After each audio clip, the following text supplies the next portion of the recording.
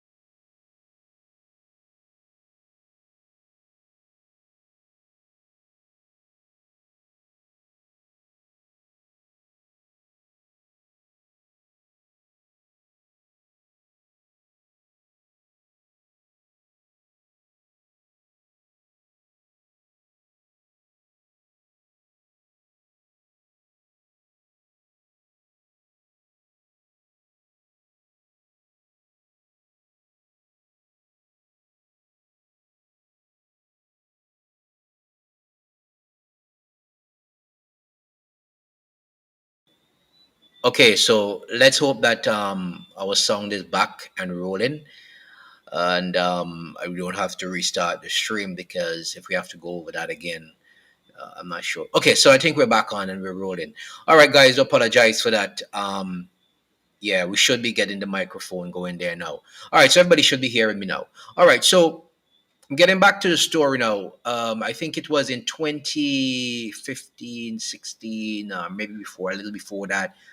We had this aircraft coming out of Miami with a cache of weapons, um, ammunition, household items, and stuff like that. It was bound for Venezuela at the time. That's what the American authorities told us. However, it appears that our name was in the mix. How our name came on the mix was because the Americans said that the flight plan of the aircraft was for St. Vincent and then Venezuela. And so the commissioner of police at the time, who was Colin John, was briefed on the matter of the U.S. statement reported that the Venezuelan jet listed its destination in the Caribbean island of St. Vincent and the Grenadines. So the jet listed it as coming to St. Vincent. The police commissioner at the time, Colin John, said that it was not, and he confirmed that the aircraft in question was not destined for St. Vincent and the Grenadines, and the country's name was only used as a decoy. But as a decoy or not, the question about it is that our name seemed to always get into the mix when there's something negative pops up about Venezuela. I'm not sure what's happening, and this is not the first time it's happened. So that one was back then, but our name was called. It said that the aircraft and those who were flying the aircraft listed St. Vincent as the destination. But following that, the commissioner of police in St. Vincent said that the aircraft used that flight plan as a decoy. Why didn't you use Barbados? Why didn't you use Grenada as a decoy? Why not St. Lucia as a decoy? Why not Dominica as a decoy? St. Vincent's name was used. And if they said it was a decoy, but St. Vincent's name was used. So the question is why that the aircraft, those flying the aircraft, did not name Barbados, St. Lucia, Dominica, anywhere else in the Caribbean as a decoy. It used St. Vincent and the Grenadines as a decoy. And we have to start questioning these things when we hear them. We have to stop, because we didn't hear the outcome of that. Nothing came of it. We know that the Americans seized the aircraft, the guys were locked up. We know a case was put in and stuff like that, but we never heard back anything after that from local authorities. That was basically the end of that, after they said it was a decoy. But a lot of people still don't believe it was a decoy. They believe it actually was destined for here and then onwards. A lot of people came to that conclusion. But they stated it was a decoy. And of course, I guess everybody accepted it after a while because the aircraft never came. But the question always remained, why not Barbados? Why not St. Lucia? Why not Grenada? Why St. Vincent's name was used? Who's benefiting from our name being called in these things? What is really going on? Right? And then following that, we had more sessions where things were happening, and I want to go to this one now because this one was sometime last year. We had this one. The aircraft that landed in Canawan left Canawan, said that it was going for a joyride up our coast or some tour, never made it on the tour but disappeared into thin air, and nobody knew where it went. We heard a lot of talking about going to South America. We heard a lot of talk about here and there, and that maybe it crashed. A lot of all sorts of things came up. The aircraft just disappeared into thin air until this year. That aircraft resurrected in Ghana. It resurfaced in Ghana and was a military base. It was held up there. So that was a Gulfstream, a private jet. It was registered as N337R, which disappeared from radar after departing Canawan on December 22nd, 2023. It's back in focus. It was back in focus after it was discovered or resurfaced in Africa with cocaine traces. And that's according to the reports coming out of Ghana.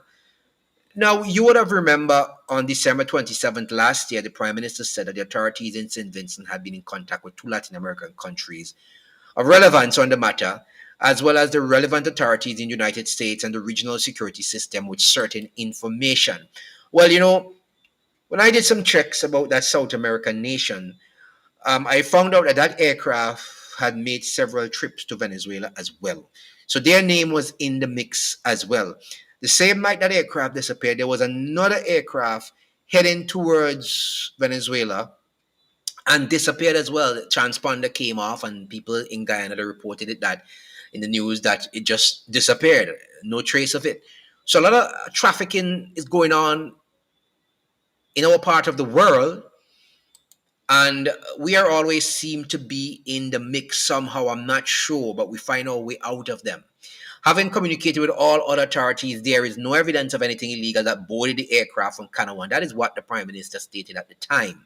However, the Ghanaian newspapers report that the authorities have launched investigations into drug smuggling through the African nation after tracing the Gulfstream aircraft to St. Vincent and the Grenadines, where authorities reported the plane missing since December 22nd, 2023, while the online news reports shed light on the mystery surrounding the aircraft with the tail number N337LR. It landed at the airport in Ghana without appropriate landing permits. Now, anybody who's conducting good business will not land at an airport without proper landing permits. JetBlue would land at St. Vincent. It has landing permits. Virgin Atlantic, landing permits. American Airlines. So any legitimate form of business, you would have landing permits and air operator certificates. Apparently, this aircraft that left Kanawan last year, nobody knew anything about it again, disappeared from radar, landed in or surfaced in Ghana with cocaine traces on board. Remember, our authorities told us here that based on what they were told, was that there was nothing illegal that boarded the aircraft. Well, they may be right. Nothing probably boarded the aircraft here, but the aircraft landed in Ghana, resurfaced in Ghana, and had cocaine traces on board. It was basically held up in Ghana. The authorities held the aircraft after they noted that it was basically disappeared from St. Vincent, and the authorities were basically hunting for it. But it ended up in Ghana with cocaine traces. Where it left with the cocaine traces to come to Ghana, well, you really don't know. But what they're saying is that there is a smuggling ring going on from the Caribbean, South America, to various parts of Africa. And it appears that that aircraft was making the rounds in Africa based on the reports. It was coming from basically South Africa. What they were saying, reports from preliminary investigations indicate that the aircraft is believed to have come from Guinea-Bissau, a long-established distribution center for international illicit drug networks, right? So that is as far as we know with that aircraft. So once again, another aircraft found itself with St. Vincent's name wrapped up and tangled up with it. And when it resurfaced in Ghana, it basically resurfaced with cocaine traces. And the DA got involved as well because that plane was being sought after. I remember last year telling the information or giving information that that aircraft did a flight from Mexico, and basically it was called a suicide flight, where they would take off at short distance and then pull back to see if they could make it on a very, very short runway. So they did a suicide mission before. So that aircraft was used a lot in drug runs throughout the Caribbean, South America, and in Africa. And it's currently being seized in the African nation. So that is where we are. But our name got mixed up because it left Kanawan and no one knew where it went. It just disappeared from radar, and that was the end of it for us. But our name always seemed to be getting caught up in these things, and I don't know why. And sometimes when you talk about these things, people get angered and they get vexed. But these are the reality. Why is it that our name always get caught up in these things? Then comes this new one and new revelations about President Maduro's aircraft, or the aircraft that he's using, and they equate that aircraft to Air Force One in the US. It's what the president usually used to go around. That aircraft basically was seized again by the US. It was seized through the Dominican Republic, and they flew it into Miami. The plane, they had a lot of things going on with this aircraft, and I think I want to start with the top of it, where they said that the US seizes Venezuelan President Maduro's plane. This is from the BBC, so you know it's not fake news. And they said that the US has seized a plane belonging to Venezuelan President Nicolas Maduro, claiming it was bought illegally for 13 million and smuggled out of the country. So it was bought basically in the US, that they were saying, but it was smuggled out of the US. According to the US Justice Department, the Falcon 900EX aircraft was seized in the Dominican Republic and transferred to the US. It is unclear how and when the plane ended up in the Dominican Republic, but tracking data showed it leaving La Isabela Airport near Santo Domingo on Monday, arriving in Fort Lauderdale soon after. Venezuela, however, has denounced the seizure, saying that it amounted to an act of piracy. And the foreign minister, Jan Gill, said the U.S. had justified itself with the coercive measures that they unilaterally and illegally impose around the world. In a statement, Venezuela government said it reserved the right to take any legal action to repair this damage to the nation. Venezuela is currently on sanctions from the U.S., all right? U.S. officials said the plane was seized for suspected violations of U.S. export control and sanctions laws. They added that an investigation found that people affiliated with Mr. Maduro had allegedly used a Caribbean-based shell company to hide their involvement in the plane's illegal purchase from a company based in Florida in late 2022 and early 2023. The aircraft was then illegally exported from the US to Venezuela through the Caribbean in April 2023. Now, so what they're saying is that they added that in the investigation, it found that people affiliated with Mr. Maduro had allegedly used a Caribbean based shell company to hide their involvement in the plane's illegal purchase. So, whoever did the purchase of it, those affiliated with Mr. Maduro, what they're saying is that they allegedly used a Caribbean-based shell company. So one of these Caribbean islands basically was a conduit for the purchase of this aircraft. Basically, that's what they were telling you. It's a shell company to do the purchase through, and that was done during late 2022, early 2023, and then they said that the aircraft was then illegally exported from the United States to Venezuela through the Caribbean in April 2023. So it passed through the Caribbean in April 2023 after, according to the US, it was illegally purchased. Now this is an interesting thing. Note the date they said. They said that it passed through the Caribbean in April 2023. The argument by U.S. officials that the plane's sale and export was in violation of U.S. sanction is unlikely to carry much weight with President Maduro, who has repeatedly accused the U.S. of meddling in his country's internal affairs. Now, I want to go down to the portion of the story, but you must remember what I just read to you up there, that the aircraft passed through a Caribbean country or to the Caribbean on April 23rd. They're saying that the plane appeared to be flown to Venezuela capital Caracas after arriving in Kingston, St. Vincent and the Grenadines in April 2023, according to data held by Flight Trader 24 website. So again, our name is in the mix. So there are some important things here. Number one, they're saying that a Caribbean shell company was used to purchase the aircraft. The illegal purchasing. That's what there's a legend. A shell company based in the Caribbean. We don't know which island. Then they were saying that the aircraft flew from the US through the Caribbean before it ended up in Venezuela. So it landed somewhere in the Caribbean.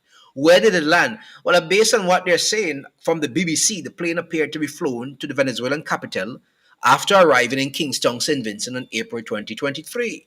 That's according to flight data. And remember, they said it passed through the Caribbean in April of 2023. And then they came here and said it was in Kingston, St. Vincent. It flew to Venezuela from Kingston, St. Vincent. So this is, our name is in the middle again. And that's why people said to me today, Coke, our name is really stinker road now with this thing with Venezuela. It's always our name popping up with something with Venezuela, and it is not good. Who's benefiting from this? Why is our name always being called? Who are the parties to this? You know, why is it that our name have to be called every time something with Venezuela? And that was the person. I say to you, that is something that the government may have to clarify. Why is it that our name is always being called especially with something negative when it has to do with Venezuela. They will have to they will have to do that, because for an aircraft to land in St. Vincent has to get permission from authorities in St. Vincent to land. You can't just land an aircraft in St. Vincent. Must get rights, landing rights to land in a country. So the authorities will have to explain to the Vincentian public what happened here.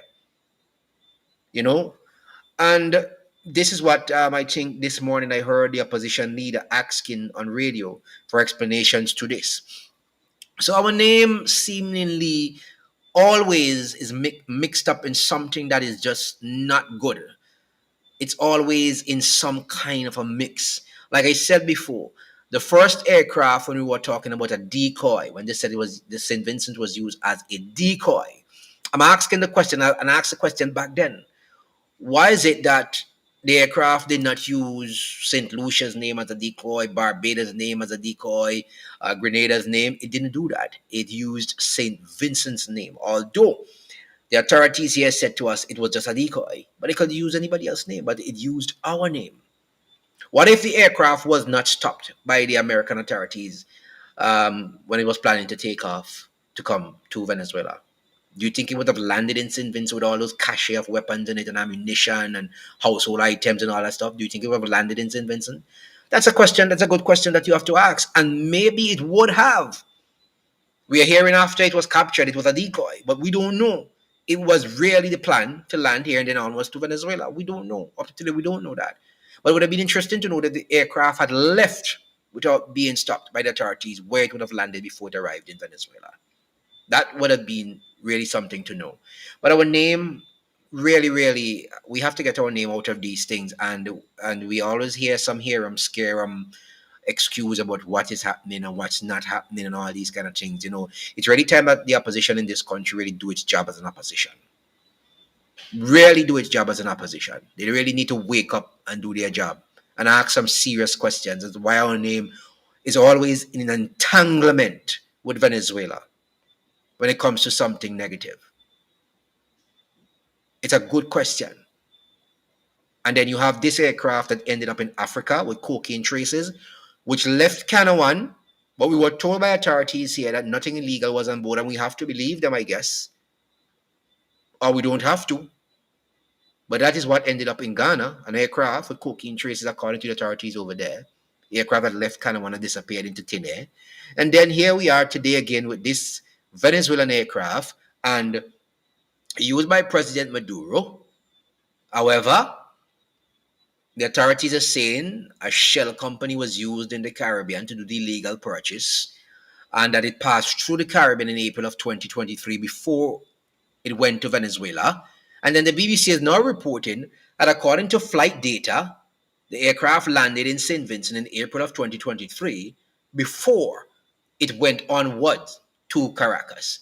So our name is in the mix, and we would like to get our name cleared, and the authorities here, I think, have an obligation to clear our name from that and to tell the people what's really happening, why St. Vincent's name is always in the mix with these things. So this is three in a row. And you need proper explanation. We need proper explanation for these things. So I just wanted to bring that to you, because our name is really stink out there. It's really stink. And persons want to hear answers. They want answers. And at least the leader of the opposition started this morning by saying, look, I need some answers as to why our name has to be tied up with this one again. What was the aircraft doing here? We don't know which Caribbean island or which Caribbean shell company was used.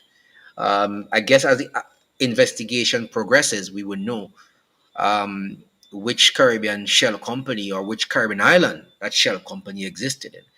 And I'm praying and hoping that it wasn't in St. Vincent either. I am praying and hoping that our name will not be called. Let's hope it's somewhere in the BVI where they have a lot of shell companies, somewhere in the Turks and Caicos, maybe the Bahamas, someplace where they do all these things. Let's hope it's not our name that will be called at the end of the day, because it's an active investigation being continued. And I intend to follow it, because I don't like how our name is always called up in these things. I mean, people are saying, why are you worrying yourself? Nobody here has been locked up. Nobody here has been disgraced. But the country's name is always been dragged through something that is a disgrace. So we need to have answers. Doesn't matter if nobody's been locked up here in St. Vincent. Doesn't matter if nobody's name, whether in high or low places, is being called here in St. Vincent. The mere fact that the country's name is called and wrapped up in these things from time to time is not good. And people need answers. So I just wanted to bring that to you. And I'm hoping that you would continue to follow these programs. The lines are open. Right now, it's 533-9260.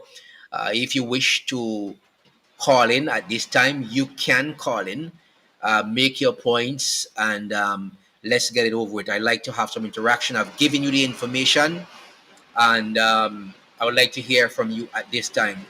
If you need to call in, the number is 533-9260.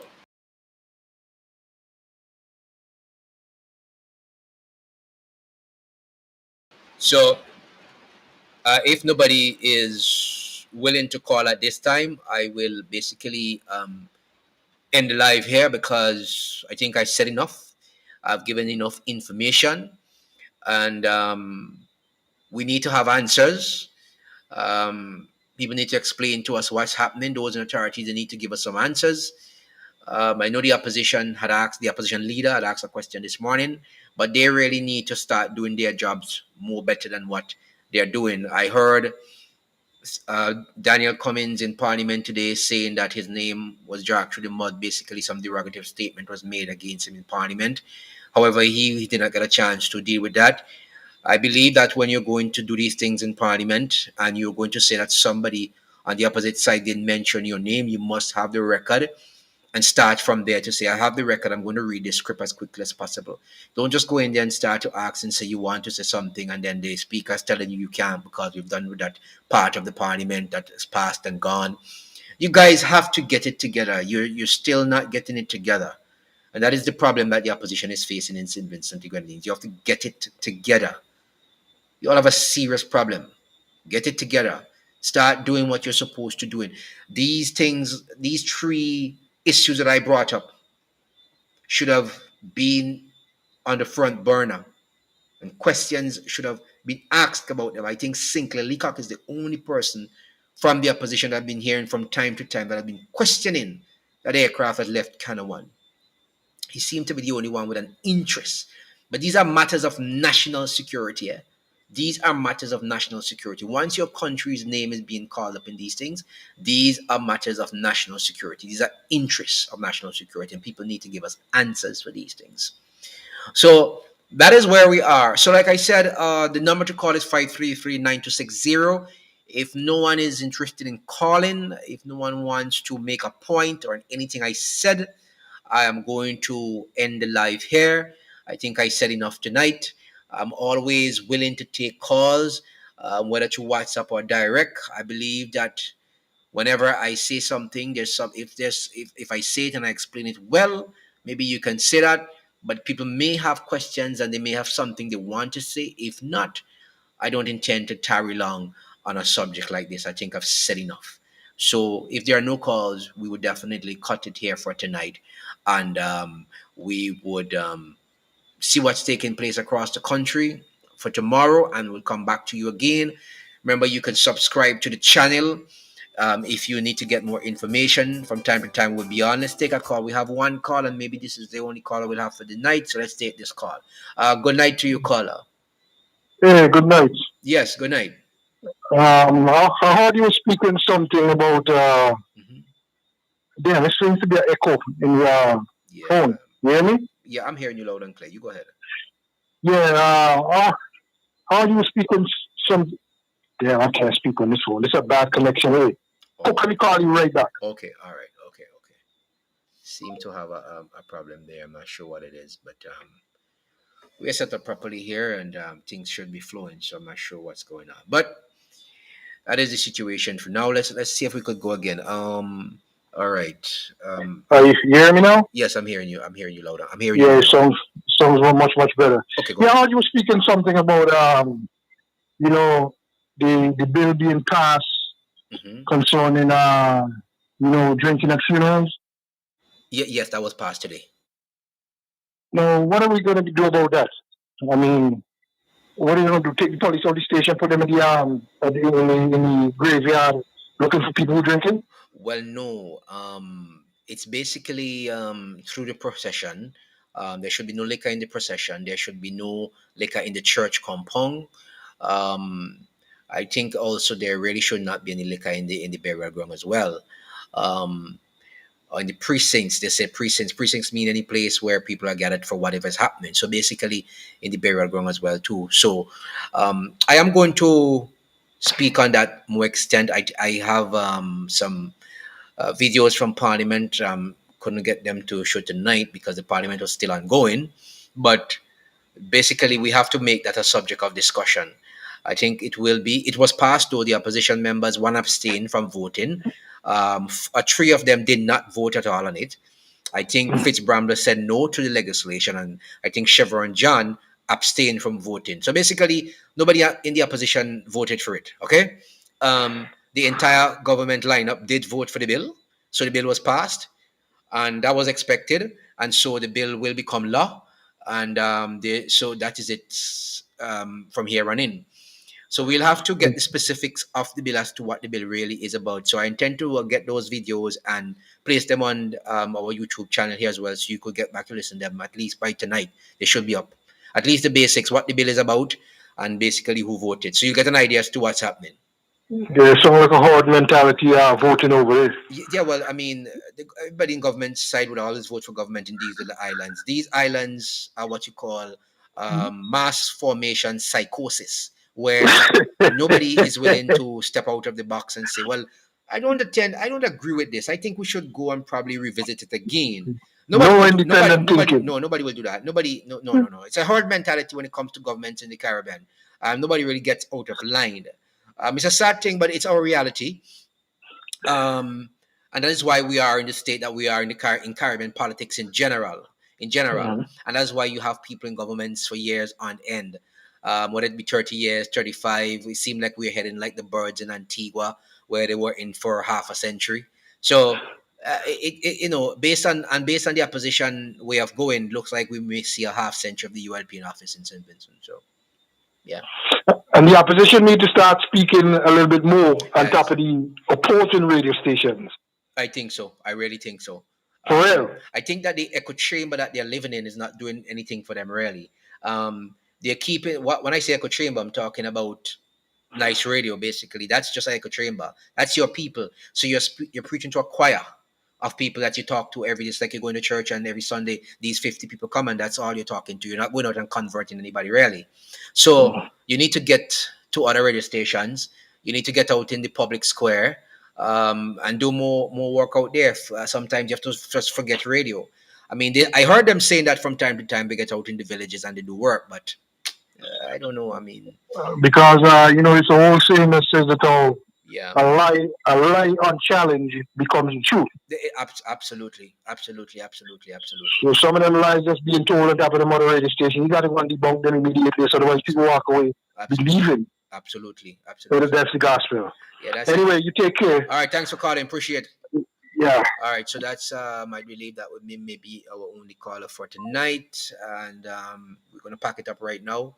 I want to thank those who are online, on our YouTube channel, George Wright, Wendy, Michael, I think there. So those of you who have not subscribed to the channel, you can subscribe to the channel so that you'll get notifications when we're going live and when we post new videos. Like I said, the bill that was passed in Parliament today, we will put up some information in terms of video on the YouTube channel shortly so you could get to hear what happened in the Parliament today. All right, with that law, we have passed the bill, so no more room for you guys at funerals. Okay.